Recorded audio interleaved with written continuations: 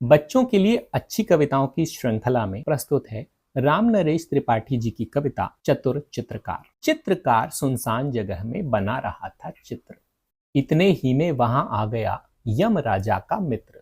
यम राजा का मित्र मतलब यमराज का मित्र, जो लोगों को मरने के बाद ले जाने के लिए आते हैं। कविता में आगे बढ़ने पर आपको यह भी पता चलता है कि यम राजा के मित्र का मतलब यहाँ पर शेर है, क्योंकि जंगल में शेर आदमी को खा के उसे मार देता है और इस तरह यमराज की मदद करता है। उसे देखकर चित्रकार के तुरंत उड़ गए होश, नदी पहाड़ पेड़ पत्तों का रह न गया कुछ जोश।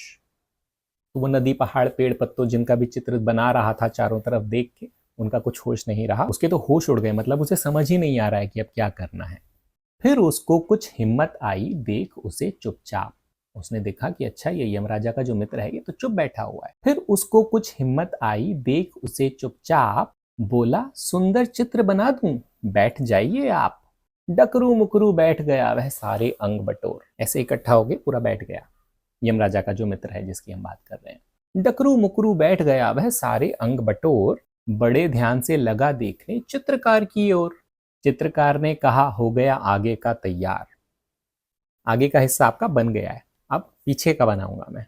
चित्रकार ने कहा हो गया आगे का तैयार, अब मुंह आप उधर तो करिए जंगल के सरदार। बैठ गया वह पीठ फिराकर चित्रकार की ओर। और चित्रकार ने क्या किया? चित्रकार चुपके से खिसका जैसे कोई चोर। बहुत देर तक आंख मूंद कर पीठ घुमाकर शेर बैठे बैठे लगा सोचने, इधर हुई क्यों देर। उधर चित्रकार क्या कर रहा है?